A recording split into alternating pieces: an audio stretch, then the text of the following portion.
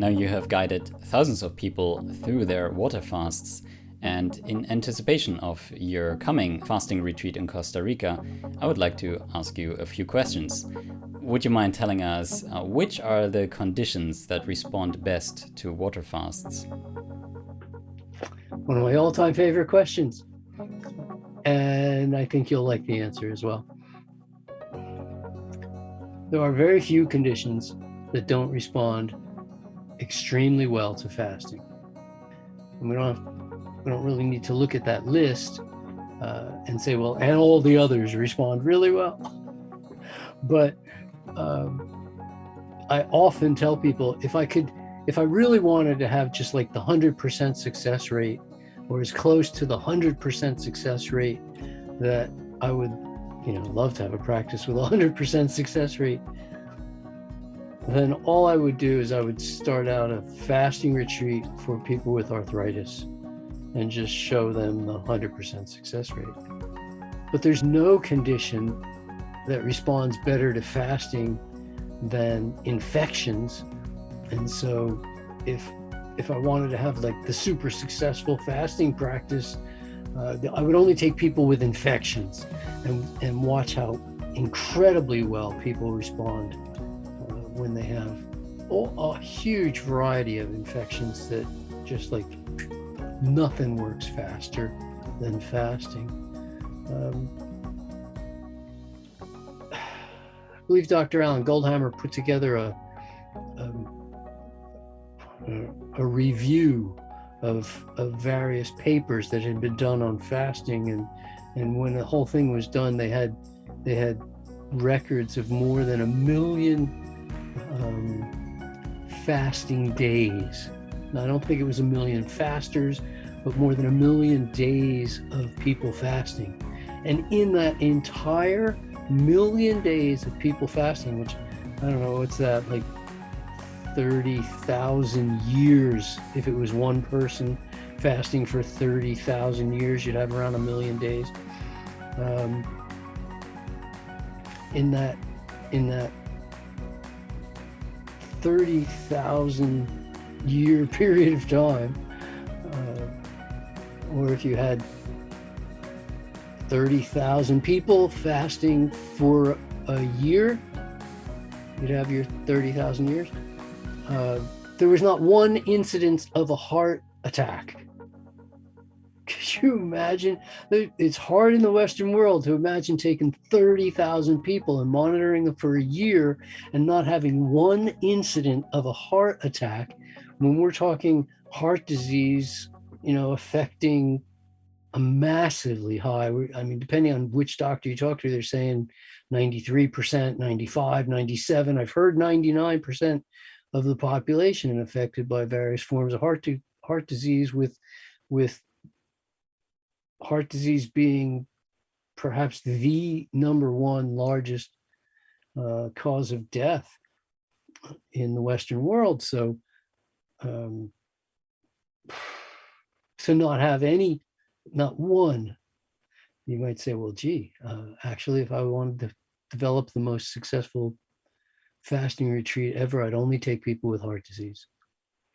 So, but as I've mentioned before, I really like working with healthy people who want their health to still take a quantum leap, and I enjoy it. So if I was going to develop the clinic where I want to see the most success, I'd probably just start with healthy people, athletic people, super fit people, super motivated people, high-level performers from all walks of life. To me, that makes and in reality, all I want is people who want to be their best. Anybody who wants to be their best makes a great fasting client. What do you find most rewarding about running fasting retreats? I see it as a two-part question. What I find most rewarding is the fact that I can give something to people that they really, really want, not just fasting, but the results of fasting. So I enjoy the giving.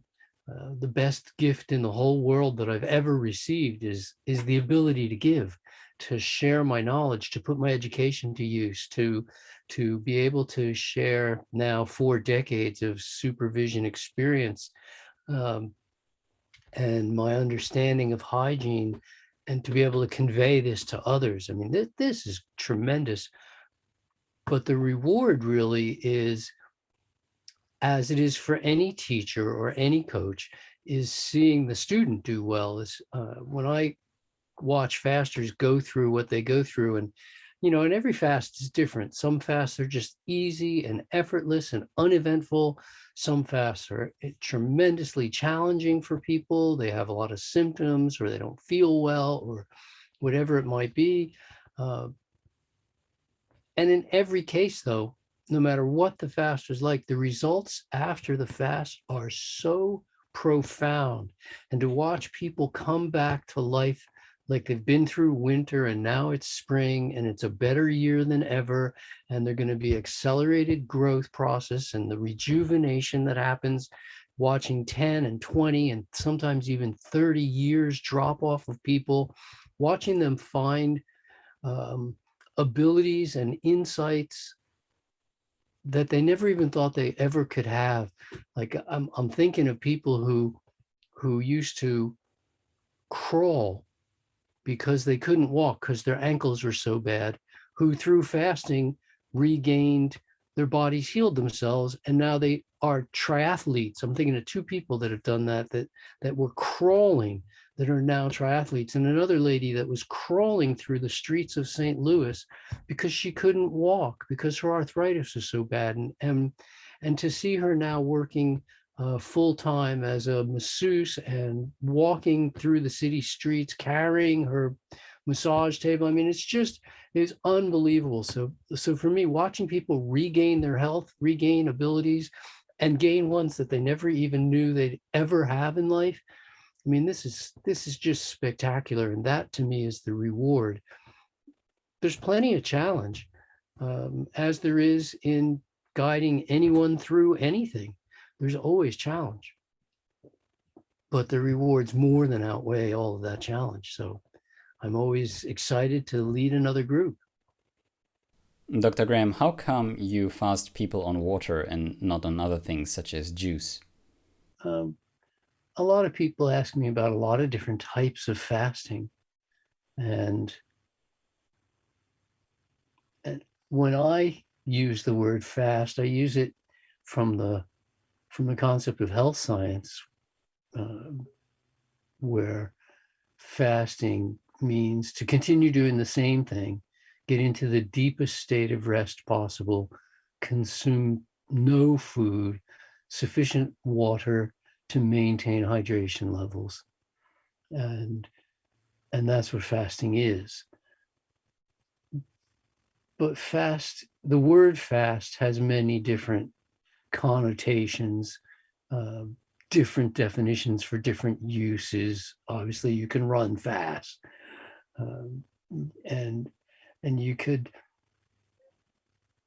hold fast, which is what we do to an idea. When you've got an idea and you won't let go of it, whether it's right or wrong doesn't even matter. You hold fast to a position, and certainly in most religious uses, fasting typically means abstaining from. So a grapefruit fast would be a diet where you abstain from grapefruit, or people will sometimes what they call fast for Lent, where they give up certain items, because that's using fasting as if it was abstain from. Other people will use fasting in just the exact opposite. We're abstaining from everything but this, that, or the next thing. And hence we get into things like a juice fast, which I would call a juice diet, or a watermelon fast, which I would call a watermelon diet. I'm not against doing these things. More, I'm in favor of doing the things that are of optimum value in terms of our own self-constructive behaviors. We want to do that which is best for us as much of the time as possible. And one of the things that I'm firmly convinced is best for us is the consumption of whole foods. So I know that there are marketers out there who will look at breakfast cereals and add fiber to the breakfast cereals as a way of impressing upon us that this is an extra good breakfast cereal because it's got fiber added. And then there's people promoting various types of juicers and juicing and juice programs, and they're convincing us or trying to convince us that their programs are best for us because the fiber has been removed. And I'm not passing judgment on either of those things, but it's difficult for me to accept either one because I believe whole foods are probably the ideal. I believe whole foods are the ideal. But it's even harder for me to consider accepting both of them as health options. Remove the fiber from your dinner meal and add the fiber to your breakfast cereal, both of which are better for you than just eating whole foods. So I have a difficult time with that. But I'm not anti-juicing. In fact, there are very few things where I can honestly tell you I'm anti, other than being anti. And even then, I'm pro being pro. So I can tell you what I'm in favor of, and I'm in favor of eating whole foods. But if you want to take a bunch of grapes and juice them into grape juice and serve me some grape juice, I most certainly would drink it. It's not like, oh no, I don't drink juices. And bear with me because I am setting a stage there. And if I took the pulp from that juiced grapes and then made cookies out of that pulp and served the cookies, well, then effectively I'm eating whole food, even though I'm maybe eating it in two different dishes at two different meals, which you could say is the same as adding fiber to your breakfast and removing fiber from your dinner. But it's not, because it's different fiber and from different foods, and really a different concept completely.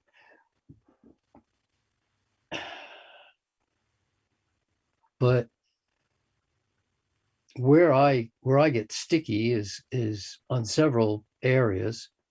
One, the idea that juicing food is better for me in some way, more nutritious or easier to digest. These are fallacies.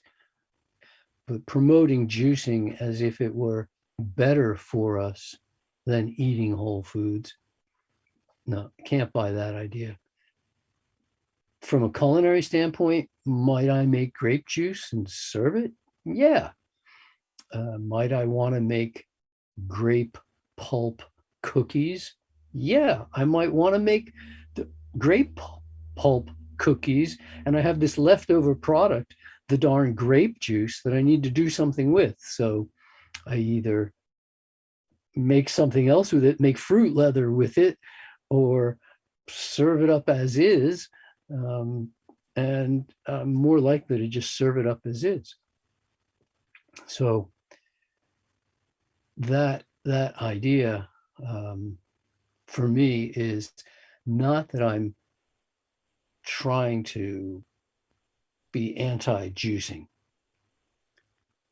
but I'm not going to call it juice fasting. I would call it a juice diet, because my concept of fasting goes so far beyond food. I'm talking about complete or as deep as possible into into physical rest and physiologic rest and sensory rest and emotional rest. And to be quite honest, on a juice diet, most people don't do any of those four things. They're certainly not reducing the digestive load in terms of, well, this organ doesn't have to work, or this part of digestion doesn't have to do anything. All of the organs involved in digestion are still involved in the digestion of juices as opposed to whole foods. The difference being whether or not there's fiber, which is an aid to digestion, effectively making juices more difficult to digest, not less difficult. The idea that juicing as a diet is going to work in terms of calling it a juice fast, well, no, because people typically on juice programs or juice diets are way more energetic and way more active than they typically are in their regular life, because they've stopped eating the things that weren't good for them. They've reduced the amount of work that has to be done by the digestive system, not the digestive load, but the amount of work involved in processing the fiber that isn't going to get digested. So I can't really call it part of digestive load, but it does pass through the same system.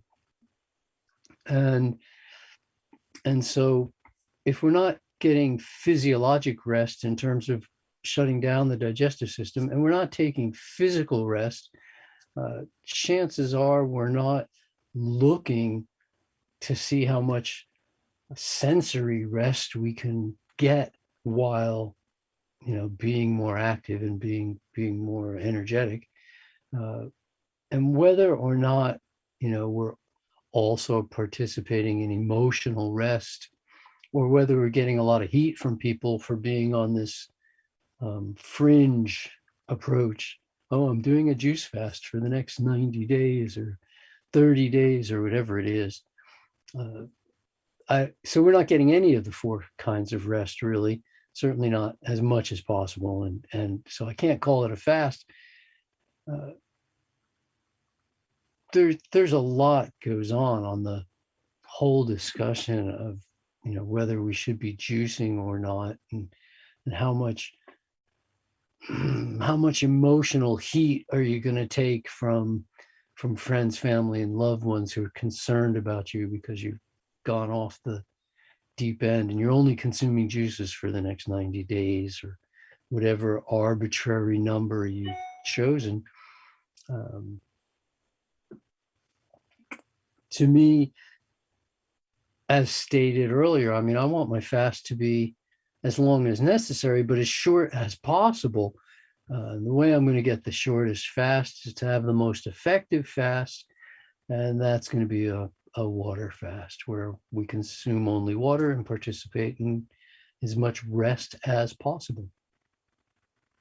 Why did you choose January 1st to start off your fasting retreat in Costa Rica?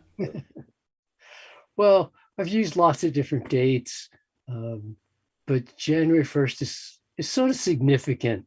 A lot of people like the new year, new you concept.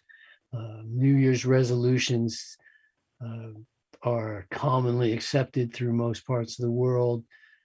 Although for myself personally, I make new month resolutions just as much, and new week and new day and new hour and new breath.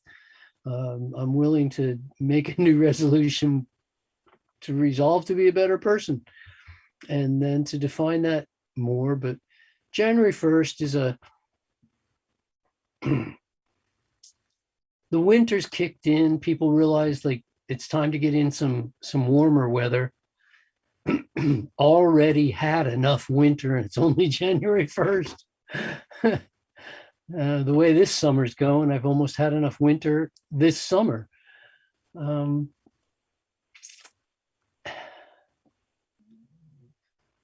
the time you've gone through the seemingly endless array of autumn holidays and end up with, the Christmas and Hanukkah and the winter break and the school break and everything comes to a grinding halt, as the month of December, notoriously known as the most stressful month of the year, maximum suicides and all the other things that go with maximum stress. It just seemed like January 1st was a good time to start the year out right, started out on a good foot. When I was in college, I didn't used to stay up that late for New Year's Eve, but instead we'd have a party all day on New Year's Day. and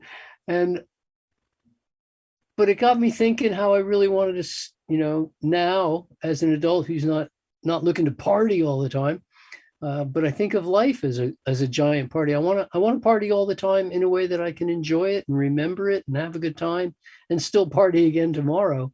So I want to party healthfully, and starting on the first of the year just seemed like putting the right foot forward. So it does allow people to go new year, new me, and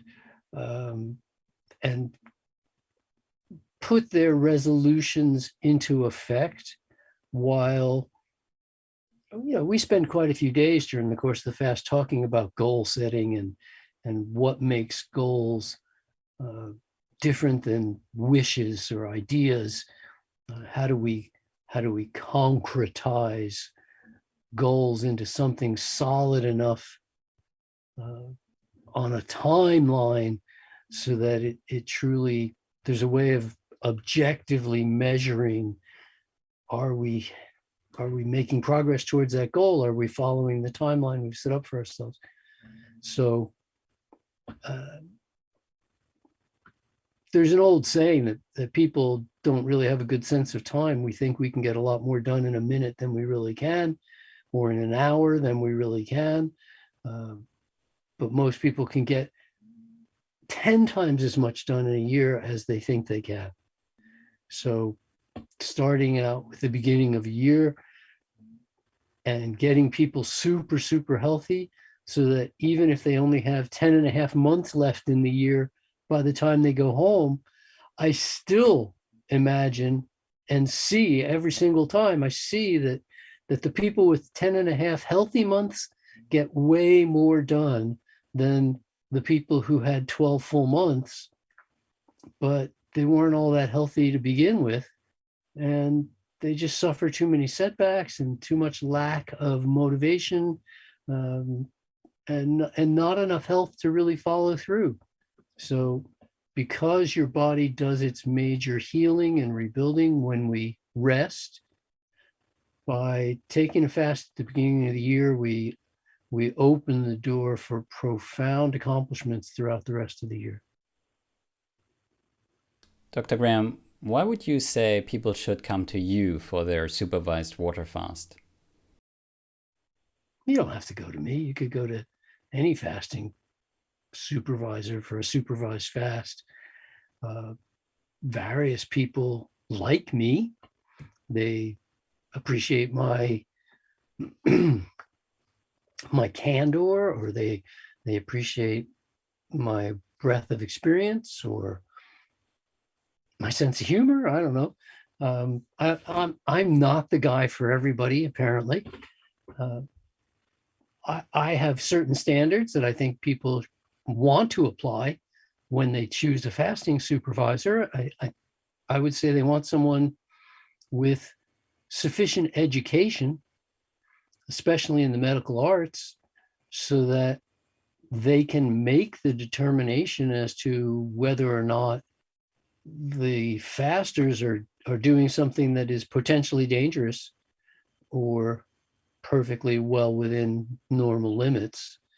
I mean, I've had several people contact me who were 15, 20, 25 days into a fast and telling me like everything's going great. They're loving the fast. They just wanted to call me and ask if I could tell them anything about the blackouts they were having. And I'm going, oh, no, I don't even know you. I mean, how can I tell you anything? I don't know anything. I can't just, and I won't just guess about somebody's health. So having somebody with you from the get-go, from the start to the finish, I think is critically important. Having somebody who's medically aware, or I have a student who interned with me some years back, and he now offers fasting supervision. And I think it's great. He doesn't pretend to be a doctor. He's not a doctor, but he does have a doctor on premises throughout all of his fasts. And and I think that's just superb. And I've talked to that doctor because she's a medical doctor, and and she wanted to know more about fasting. And so we've had conversations so I could help her get a better sense of what's normal for fasting, because they don't really learn that in school. Uh, I think enthusiasm is in many ways almost as important as education. I want somebody. I wouldn't want to be have my fast supervised by the dull and uninterested person. But maybe you would. I don't know. I like a little animation myself. Um, I'm one of those very few people who balances the food with the fitness aspects of recovering from a fast. And so when people say, you know what, like I'm an athlete and I want to fast, or I'm a healthy guy and I want to fast, or I'm a kind of a fitness enthusiast, and I still want to fast. Um, Dr. Graham would make the right choices for me, because a lot of people who know about fasting don't really know that much about building fitness and how to combine the two. Uh, as as sort of the father of the low fat raw vegan movement, a lot of people come to me because not all fasting supervisors break their fast with raw food, or only raw food, or even necessarily vegan. Although many are vegan, um, they use cooked vegan. And I'm not knocking that, but it's not what I do. If you want to fast with somebody who does low fat raw vegan successfully for a long time, then I'm your man. And um, there's there's other things like that where people go, okay, what does this person have? What does he bring that's different than what somebody else brings? And I think that's why someone would choose to fast with me, because they go, I know a bit about you. I know who you are, how a bit how you think, or what's your views on this issue or that issue. And in many ways that becomes like voting for a politician, doesn't it? They go, oh well, this one has the things that I want, or the views, or the awareness, or the responsibilities to handle, should a situation come up, I'll feel comfortable in their hands. Why would a person fast with me? Well, some people want to have a tremendous amount of intervention when they fast. They want to know about blood work and lab work and all that sort of stuff on a really regular basis. And for the people who want that stuff, I don't do that stuff. For the people who don't want that kind of innovation, they don't want to see blood work. They don't want to see their own blood once a week. They don't want to have people poking and prodding all that much. I mean, we're still going to monitor, but we're not going to be constantly taking blood. I'll take blood if there's any reason to, but otherwise I'm not going to do it to find out if there's a reason to, which is, I guess, the basic difference. And it's the same thing for people who appreciate the difference in the way I supervise a fast. A lot of places supervise a fast. They just put you in a room, come back in 30 days, and you're done. Whereas we're checking up on you morning, noon, and night, and spending 3-4 hours every afternoon in educational and philosophic conversations, and having a lot of health education going on every single day, so that by the time a month of school goes by, you know so much more and have that many more reasons to take good care of yourself. Most fasting centers don't offer the group function that I have chosen. It's more of a come when you're ready and leave when you're done, and everybody's on their own schedule. And so there might be 6 people or 10 people at a facility, but they're all on their own schedule. And the people who are getting ready to leave don't have that much reason or motivation to really talk to the people who are just arriving, even though the people arriving want to talk to everybody. And you're basically, it's every man for himself kind of a situation. Whereas what I set up is more of a team, is more of a lifeboat setting. We all arrive together, we get to know each other, become a family before we even get to the facility. We meet every single day and talk and support each other. It becomes a bit of a club all by itself. People stay in touch. Tremendous amount of people stay in touch and form groups for such purposes afterwards. And if you like that, I find, having done it both ways, that I like this way better, that I like the group setting. I feel the massive amount of support really helps, and everybody there to be there for everybody else really, really helps. And looking out for each other. And it just overall, to me, it's not the only way, but I feel it's a better way. I know a guy who offers fasting supervision by what he does. He has a cabin in the woods up in Canada, and you can rent it. And when you're done, you come back out and you're alone in the cabin in the woods. And I know people that have gone there and rented that cabin and fasted there in the middle of the winter, where you look out and the only thing you see is white, and you're out in the middle of the woods all by yourself. And I guess in some ways it's a great place to fast, but not if you want to become a different person than the one who arrived. If you want to go home a different person than the one who arrived, there's going to have to be some education, some indoctrination, if you will. Bit of brainwashing, basically. You're paying to be brainwashed to start thinking more healthfully. And if we provide that, then you can go home with it. And if we don't provide it, then you don't. So why would somebody come fast with me? Because I offer a unique program and look at the world through health-colored glasses.